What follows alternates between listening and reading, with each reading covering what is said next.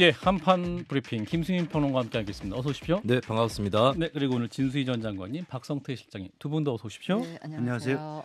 예, 먼저 대통령과 이재명 대표의 영수회담에 함성득, 임혁백 두 정착자가 역할을 했다는 그 보도가 큰 파장을 일으키고 있는데 일단은 대통령실은 황당하다라는 입장이죠. 네, 일단 어제 한국일보에 함성득 경기대 정치전문대학원장 그리고 임혁백 고려대 명예교수 인터뷰를 했었던 기사에 대해서 좀 말씀을 드리겠습니다. 예. 함 원장은 윤 대통령과 친분이 있고 임 교수는 민주당 공천관리위원장을 지냈고 이 대표와 친분이 있는데요. 예. 두 사람이 영수회담을 추진하는 것을 조율을 했고 이 가운데 윤 대통령이 이 대표에게 국무총리 인사 추천을 제안을 하고 비서실장 자리에 이 대표가 불편해하는 인사를 앉히지 않겠다라고 했다는 그런 내용이 기사에 실렸습니다. 예. 하지만 이에 대해 윤 대통령 측은 황당하다는 반응이었습니다. 대통령실 고위 관계자가 언론에 밝힌 바에 따르면 윤 대통령은 공식 라인인 정무수석이 있는데 왜 비공식 라인을 동원하겠냐 이런 취지로 말했다고 전해졌습니다. 예. 이재명 대표 측 관계자도 천준호 비서실장 용산과 협의하고 진행한 게 전부라고 일축했습니다. 예. 자, 함성득 교수가 또 이거 한국일보에 공개한 내용이 너무 또 구체적이어서 이분들이 메신저 역할을 한 게 맞는 것이냐, 어떻게 봐야 될 것이냐 여러 가지 해석이 나오고 있습니다. 우리 진 장관님 어떻게 보셨습니까? 그 지금 두 메신저라고 하는 분 중에서 함성득 원장은 예. 아직 뭐 인터뷰하거나 밝힌 바가 없죠. 있나요? 함성득 교수가 이제 한국일보에 이제 같이 함께 같이 예. 공개를 했나? 함께 저는 인터뷰를 예. 임혁백 교수만 공개하셨나 싶어가지고 예. 함성득 원장님 얘기를 직접 들어봐야 되는 거 아닌가 싶었는데 예. 그 같이 말씀을 하셨다고 보면 내용이 워낙에 구체적이어서 이걸 가지고 뭐 지어낸다거나 뭐 많이 과장했다거나 그런 거는 아니지 않나 싶어서 예. 저도 이 기사 보고 굉장히 충격을 많이 받았는데 예. 뭐 저뿐만 아니라 지금 국민의힘 소속 구성원들, 예. 당원이든 뭐 또 지지층들이 예. 엄청나게 그 충격과 예. 약간 분노랄까 이게 사실이라면을 예. 전제로 그런 분위기인 것 같아요. 그런데 저 조금만 더 이야기하면 저 이거를 듣고 어떤 장면들이 같이 막 떠올랐는가 하면 예. 그 윤 대통령의 후보 시절에 제주 도당에 가서 당원들 만나면서 뭐 국민의힘 이런 정당은 문 닫아야 된다 뭐 이런 얘기까지 하신 그 장면이 퍼뜩 떠오른 데다가 예. 그 서울의 소린가에서 공개한 녹취록에 보면 그 이준석 대표 이제 그 쫓겨나는 이걸 연상하는 뭐 3개월 만에 뭐 다 그렇게 정리할 수 있고 뭐 국민의힘 마음에 들지는 않지만 내가 다른 데 갈 수 없어서 아니 워딩은 꼭 이렇지는 않았지만 그런 예. 내용들을 얘기했던 그게 막 같이 오버랩돼서 그 떠오르면서 이게 뭐지 싶어서 저도 좀 뭐라고 제 그 생각을 정리하기가 힘들 정도로 오늘 충격을 받았는데 예. 보다 보니까 이제 이 보수 커뮤니티나 이 당 게시판 같은데 굉장히 험악한 글들이 많이 올라오고 있는 것 같더라고요. 예, 그러니까 이제 이번 논란은 함성득 그 경기대 정치전문대학원과 대학원장과 임혁백 교수가 7일 공개된 한국일보와 인터뷰에서 공개된 내용입니다. 근데 이제 문제가 된 말씀은 윤 대통령이 이 대표에게 총리 추천을 요청했다.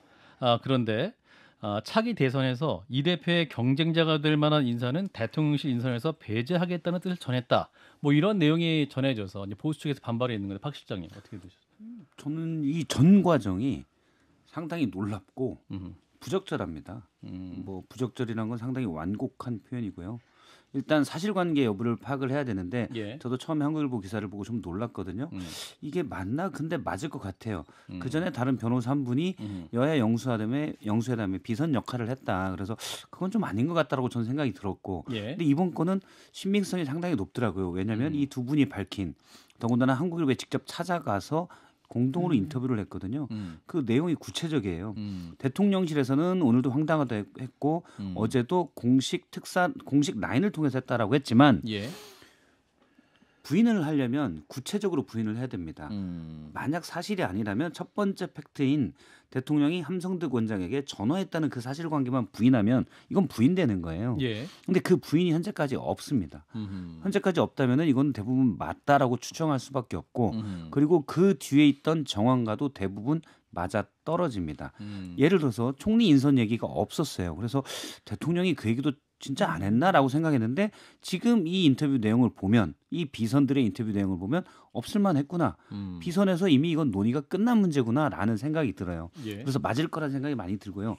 이게 왜 부적절하냐면 약간의 도움은 줄 수 있다고 생각합니다. 비선이나 아는 사람에서 쪽에서. 예. 근데 비선이 움직였다는 건 말 못할 상황들이 있어서 움직였을 가능성, 그런 필요성이 높다는 건데 대화 내용을 보면 그래요. 예를 들어 총리 관련된 내용은 저는 있을 수 있다고 봐요. 왜냐하면 야당의 동의를 받아야 총리가 되는 거기 때문에 예. 좋은 사람이 있으면 추천해줘라는 거는 기존의 야당에서도 주장했던 바입니다. 그건 논의할 수 있다고 봐요. 다만 이재명 대표에게 대선에 경쟁 불편할 만한 사람은 대통령실 인선에 쓰지 않겠다라는 얘기는 뭐 지지층, 뭐 여당, 야당 떠나서 상당히 부적절한 겁니다. 대통령이 대선에 개입하겠다는 거예요. 그것도 야당 뭐 이분들도 그렇지만 여당 문제에 직접 개입하고 어떻게 보면 야당 후보에게 더 유리하게 만들어주겠다.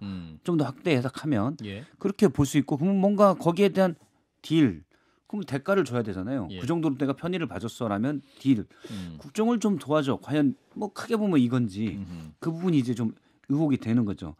여당 지지층에서는 당연히 큰 반발이 일어날 저는 엄청난 큰 돌덩이다라고 생각을 하고 큰 파문을 일으킬 돌덩이다 생각하고 예. 이게 커지면 대통령은 어차피 우리 사람이 아니었구나라고 되면서 탈당 요구가 거세질 수 있고요. 예. 그러면 이제 다른 여러 가지 특검법이나 이런 거에 새로운 여기가 트리거가 될 수도 있다는 생각도 듭니다. 예. 저는 이 두 교수님의 이 말씀이 사실이 아니라면 예. 엄청나게 큰 법적 책임을 져야 되는 겠죠. 거 아닌가요? 현재 그런 말들을 예. 이렇게 언론의 인터뷰를 통해서 공개했다는 거는 그게 사실이라는 거를 간접적으로 이렇게 확인해 주는 뭐 이런 게 아닐까 싶어요. 이미 기자들이 취재한 내용에 따르면 예. 그 인터뷰 한국일보 인터뷰에도 나오는데 예. 이재명 대표와 이명백 교수와 함성득 원장이 만났다라고 되어 있거든요. 예. 이때 이제 함성득 원장은 윤 대통령의 메신저 역할로 만난 거죠. 사실 그게 아니라면 굳이 가서 뭐 차 한참 먹으러 만날 이유가 없잖아요. 이런 맥락들을 보면 저는 사실일 가능성이 높다. 그리고 이제 물론 함성득 디테일에서는 교수가 약간씩 다를 수 있지만 예. 아크로비스타에 거주한다는 거 아니에요? 그렇죠. 그러니까 네. 아크로비스타는 이제 윤석열 대통령이 사저 이제 개인 집이고 그래서 예. 오랫동안 인연이 있었다는 것이고 예. 이제 이명백 교수님 고려대 교수인데 함성득 교수가 원래는 경기대 정치전문대학원장이 아니고 원래는 예. 고려대 행정학교 교수죠. 예, 그렇죠. 그러니까 이제 그때 함성득 알고 교수와 지냈던. 이명백 교수가 두 분이 또 인연이 있다는 거 추론할 수 있는 예. 것이고 그러니까 가까운 사이고 지금 이제 민주당 측 해명은 천준호 비서실장과 또 대통령실은 대통령 고위 관계자 함께 했다고 하지만 공식 라인 운영됐겠죠. 예. 그런데 비선으로도 그냥 서로 대통령과 직보할 수 있고 또 이재명 대표와 함께 소통할 수 있는 두 분이 존재하기 때문에 비선 간의 얘기도 당연히 있을 수 있지 않겠느냐라는 해석도 나올 수 있는 거 아닙니까? 그렇습니다. 그리고 하나 더 짚어볼 건 지금 함성득 원장이 대통령이 그러니까 비서실장 관련돼서 이 대표 불편한 사람은 배제하겠다는 걸 전했다는 거잖아요. 이건 현재로까지는 함성득 원장의 주장입니다. 예. 그걸 전했다는 건데 그 인터뷰 그 두 분 메신저가 인터뷰에서 나온 내용인데 이런 얘기를 설령 있었다고 하더라도 공개하는 거는 저는 이건 상당히 부적절하다. 그 두 분의 그러니까 옳고 그름을 떠나서도 예. 일을 하는 데 있어서 아니죠. 이게 어떤 파장을 불러일으킬지를 모르는 거잖아요. 지금 파장이 커졌는데 예. 그러면 이 분이 실수를 했던 어쨌든 간에 그런 건데 비선으로 일을 하다 보니까 이런 파열음이 나오는 거거든요. 그럼 국정을 이렇게 하면 안 되죠. 국정이 지금 이것 때문에 많이 이제 울퉁불퉁하게 생겼어요. 제가 볼 때는 대통령의 리더십이 어쨌든 보수층에서라도 없다는 건 국가적으로도 나쁜 거죠. 국정이 아크로비스타 반상회도 아니고 이렇게 하면 안 되는 거예요. 문제가 근데 생기잖아요. 제가 궁금한 거는 예. 그 두 분의 비선이 예. 각자 윤 대통령과 이 대표를 위해서 일을 잠깐 한 거잖아요. 그렇다면 이렇게 두 분이 제 발로 걸어서 언론사에 가서 왜 굳이 또 인터뷰까지 했느냐. 자청을 했을 그 것이냐. 인터뷰를 한 이후에 있을 파장은 그 양쪽 분들에게 다 좋은 영향으로 가지는 않을 거 아닙니까? 그렇죠. 그래서 난 그게 되게 지금 그리고 이제 가장 중요한 것은 궁금한 왜 또 이 비사 같은 일을 바로 그 다음 주 시점에 언론에 공개했을까? 그러니까 이른바 자가 발전했을 가능성은 없을까? 김수민 평론가는 어떻게 보셨습니까? 네, 일단 저도 왜 이 두 정치학자가 예. 한국일보하고 공식 인터뷰를 가지면서 뒷얘기를 이렇게 구체적으로 했을까? 발설했는가 네. 그러니까 궁금한 부분인데 이게 아주 크게 두 갈래로 나누어서 추정을 해보면 예. 하나는 뭔가 어떤 이유 때문에 야 우리가 그냥 이거를 밝혀버리자 라고 두 사람이 합의를 보고 사고를 쳤을 가능성이 있는 것이고 무엇을 위해서 밝혀버리자 했을까? 뭔가가 안 되니까 뭐가 안 되니 예. 국정을 위해서. 두 번째는 또 나올 수밖에 없는 의문이 예. 이들의 행동이 과연 윤 대통령이나 이 대표의 의중과 무관한 것인가? 아하. 이 의문 또 나올 수밖에 없을 것 같아요. 아하. 네, 언론에 공개한 것 자체가 그렇죠. 아하. 뭔가 그렇다면 향후에 뭔가 어떤 시도가 이어질 수도 있다라고 하는 뭐 그렇게도 또 연달아서 연상을 해볼 수 있겠죠. 물론 시도는? 추정이라는 전제로 정계 말씀드립니다. 개편 뭐 이런 겁니까? 너무 나갔나요? 예. 저는 뭐 일부 언론 보도에 따르면 그 얘기가 나옵니다. 이명박 교수가 공개하자라고 하니까 예. 함성도 원장은 맞듣지 않았지만 그러면 뭐 어쩔 수 없이 한쪽만 얘기하다 보면 애매할 수 있으니 같이 가서 얘기할 수 있다. 추정 아주 긍정적으로 추정하면 두 가지 정도가 있을 것 같아요. 하나는 예를 들어서 영수회담이 있었지만 협치가 없었다는 평가가 많았잖아요. 특히 대통령의 태도 논란이 있었거든요. 예. 이 부분에 대해서 함성도 원장이 아니야 사실은 대통령이 이렇게까지 하려고 했어. 협치의 의사가 있었다는 거를 보여주고 싶었을 수도 있고 물론 그걸 적극적인 거라기보다 소극적으로 그러니까 이명박 교수가 하자고 하니 가서 그럼 내가 최소한 이건 좀 어필을 해야 되겠다라고 생각할 수도 있고요. 또 하나는 두 분이 뭐 내가 이런 역할을 했어라는 걸 얘기하고 싶은 인간 본연의 욕망도 있었겠죠. 예. 네. 알겠습니다. 전자는 아닐 것 같아요. 전자는 아닐 네. 알겠습니다. 자 일단은 뭐 잠시 후에 또 노컷 대련에서 좀 얘기할 수 있을 것 같고. 자 오늘 대통령실에서 민정수석실이 다시 설치가 되고 김주현 전 차관이 민정수석으로 내정이 됐습니다. 그리고 민정비서관 공직기강비서관도 임명이 됐군요. 네, 신설되는 민정비서관에는 이동욱 행정안전부 대변인을 내정했습니다. 예. 비서실장 직속으로 있었다가 민정수석실 산하로 이관되는 공직기강비서관 또 새로 내정을 했는데요. 예. 이원모 전 대통령실 인사비서관이 내정이 됐습니다. 이들은 김주현 신임 민정수석 내정자가 정식 임명되는 시점에 함께 임명될 예정이고요. 예. 이동욱 민정비서관 내정자는 행안부에서 주로 일했고 1년여간 행안부 대변인을 맡아왔습니다. 예. 이원모 기강비서관 내정자 같은 경우는 검사 출신으로 윤 대통령의 측근으로 꼽혀왔고요. 대통령실에서 근무하다가 지난 총선에서 경기 용인갑에 출마했다 낙선을 했고 결국에 대통령실로 복귀하게 됐습니다. 예. 자 그런 가운데는 방금 전 소식이 전해졌는데 대통령의 장모죠 최은순 씨 그 통장잔고 증명서를 위조한 혐의로 징역 1년을 받았었고 작년 7월부터 복역하고 있었는데 가석방 심사를 통과했군요. 네, 법무부 가석방심사위원회는 심사 대상자 1,140명 중에서 최은순 씨를 포함한 650명에 대해서 적격 판정을 내렸습니다.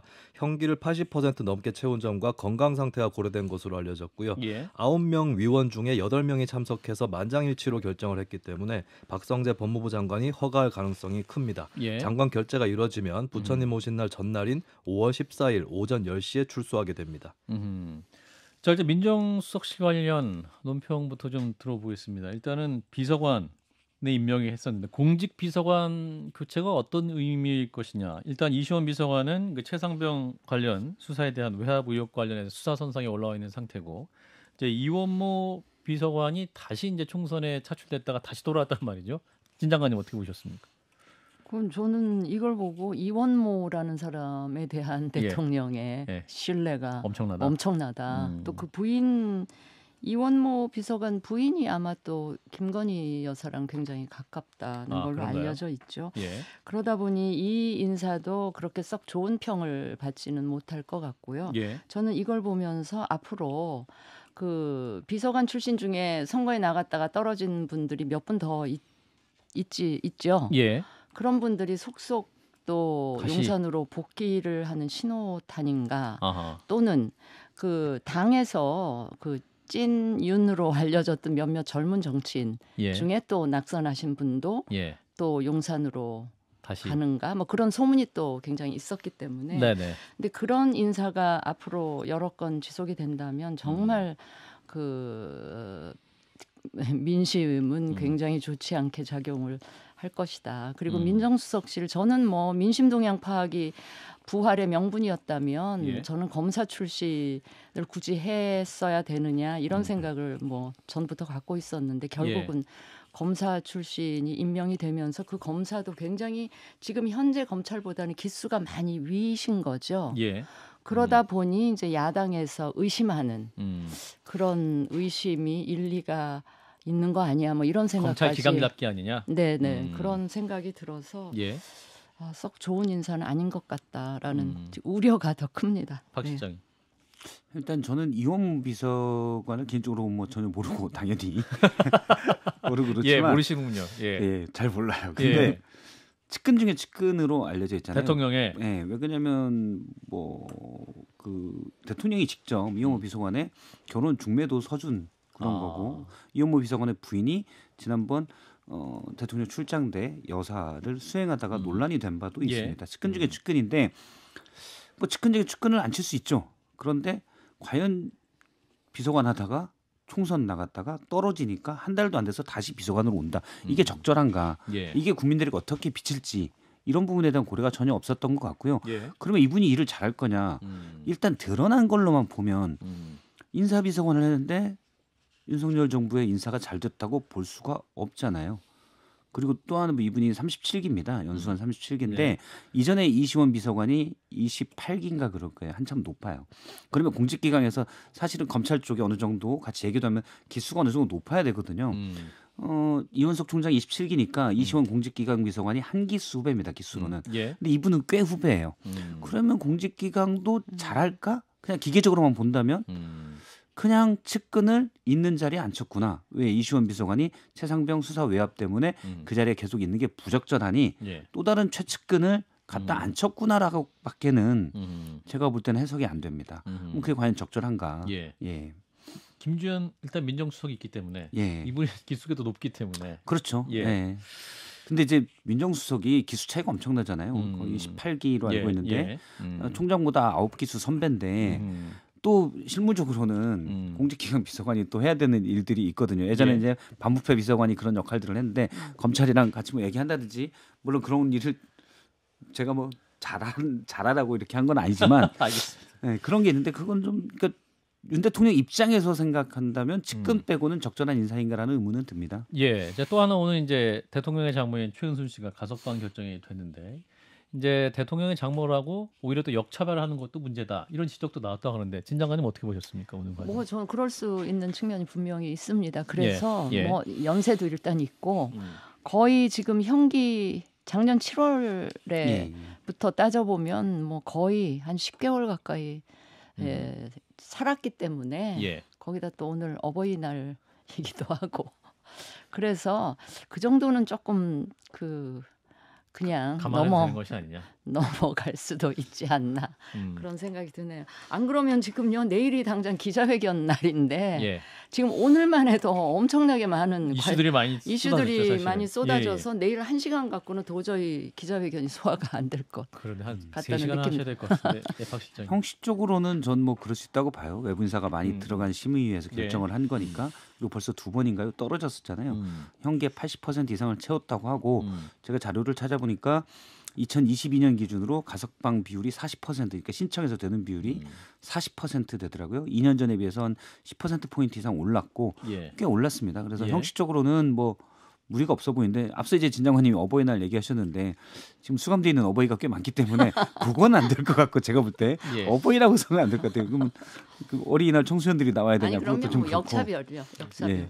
예. 다만 정무적으로 본다면 이제 2달 정도 아마 제가 알기로 2달 정도 남은 걸로 알고 있는데 나오는 게 맞느냐? 왜 그러냐면 법이 엄격해지려면 가까운 사람들에게 더 엄정해야 되거든요. 그러니까 뭐 제가 앞서 얘기했지만 40%가 가석방으로 나오더라. 왜냐면 예. 교정시설도 부족하기 때문에 네. 열심히 하네. 그럼 내보내요. 그런데 대통령의 장모를 이런 식으로 내보내는 게 어떤 법의 위험, 권력의 위험을 세우는데 더 적절한가라는 거는 의문이 듭니다. 저는 가본 적이 없지만 수감됐던 사람의 얘기를 들어보면 하루도 읽기 싫더라.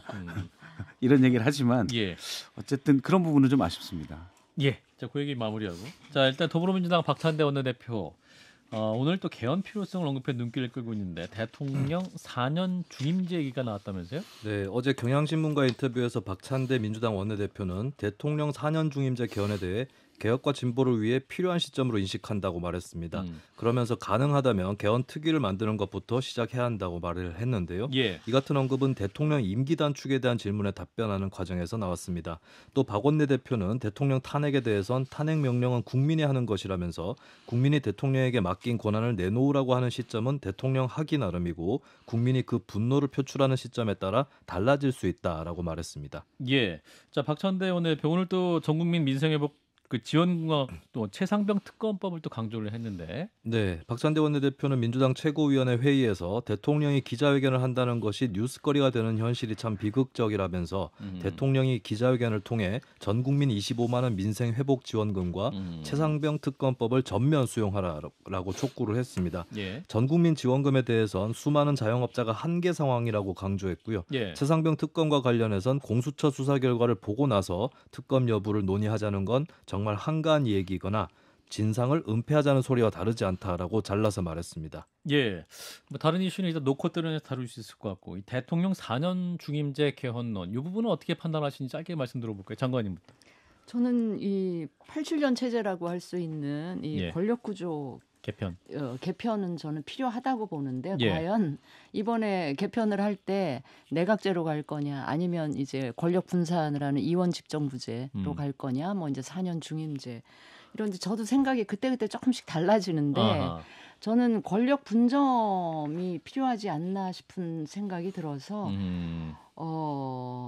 뭐 하여튼 그쪽으로 조금 마음이 가 있는 그 입장입니다. 지금으로서는. 예. 예. 그렇군요. 근데 저는 박찬대 원내대표. 그 의원 원내대표가 이 시점에서 이 이야기를 들고 나오는 거에 대해서 굉장히 진한 의심이 드는데 어떤 의심이 드세요? 지금 대통령 임기 단축에 관한 질문에 아하. 답변하면서 이야기를 하는 거는 바로 이제 그러니까 이재명 대표가 대통령이 된 다음에 이 개헌 논의를 하면 그건 이재명 대표한테는 적용되지 않는 아니잖아요. 그렇죠. 근데 이재명 대표가 대권을 준비하는 이 과정에서 이 이야기를 하고 이번 임기 중에 이런 개헌을 하자라고 한다면 그거는 이제 이재명 대표부터 이 4년 연임 중임 이거를 적용하자라는 그 의도가 숨겨져 있는 것 같아서 조금 불순하게 느껴지기는 해요. 예, 박 실장님은. 저도 뭐 불순한 전략이 숨어 있다고 봅니다. 아, 그런가요? 네. 예. 정치 세력이 뭐 그럴 수 있잖아요. 그러니까 예. 대통령에게 계속 현재 대통령이 있는데 임기 단축을 전제로 한 개헌을 얘기하는 거는 대통령 보고 빨리 내려와라라는 얘기가 될 수 있죠. 물론 헌법 해석에 따르면 대부분의 학자들이 얘기하는 거는 현행 대통령의 임기는 영향을 받지 않지만 본인이 동의하면 할 수 있다. 뭐 이 정도 해석은 하는 것 같아요. 예. 근데 저도 근데 개헌은 필요하다고 보지만 4년 중임제는 저는 개인적으로 옳다는 게 아니라 제 개인적 의견은 반대입니다. 왜냐하면 여러 가지 뭐 과학기술의 변화, 소셜미디어 이런 것 때문에 예. 우리나라의 최대 문제는 극단화되는 거라고 보기 때문에 예. 우리가 지금 대통령제에서 점차 지지층이 극단화되는 걸 봐왔어요. 그래서 좀 불안정할 수 있어도 좀 협의하는 그런 정치체가 필요하지 않나라고 개인적으로는 생각을 합니다. 예. 이 또 헌법 개정 문제에서 우리 김수현 평론가도 네. 의견을 갖고 계실 텐데. 네. 예, 4년 중임제 이 안 번진 거에 대해서 어떻게 판단하시고 이 어떤 대통령 논의가 필요할지. 4년 중임제가 무엇과 결합되느냐에 따라서 굉장히 다른 시나리오들이 있기 때문에 나머지 얘기들을 마저 하는 것이 중요할 것 같아요. 두 가지 차원이 있는데 첫 예. 번째는 정부 체제 문제입니다. 그러니까 미국식의 전형적인 대통령제로 갈 건지 아니면 뭐 프랑스라든지 오스트리아의 이원 정부제처럼 갈 건지 여기에 따라서 많이 달라질 수 있겠고 예. 두 번째는 임기와 선거 주기의 문제인데 미국 같은 경우는 하원 의원 선거를 대통령 임기 4년 딱 중반에 하지 않습니까? 이거는 이제 대통령하고 국회 간의 상호 견제 구조에 따른 것인데 근데 이제 어떤 나라들은 대통령 선거하고 국회의원 선거를 같은 해에 치르는 나라들이 있습니다. 예. 이런 경우는 대통령제이면서도 뭔가 국회하고 국회 다수파랑 대통령이랑 같은 함께하는. 쪽일 가능성이 높기 때문에 예. 그래서 이거를 임기하고 이 선거 주기를 어떻게 배치하느냐에 따라서도 다른 체제가 될 수 있다. 그래서 나머지 부분들에 대한 얘기를 마저 해야 이게 좀 상이 나오지 않을까 싶습니다. 사실 이 대통령 4년 중재기는 개혁신당도 얘기를 하고 있기 때문에 사실은 22대 국회가 개원이 되면 또 어떤 논의가 촉발될지는 좀 지켜봐야 될 필요가 있긴 할 것 같습니다. 자, 일단 오늘 여기까지 하겠습니다. 김수민 평론가였습니다. 고맙습니다. 네, 감사합니다.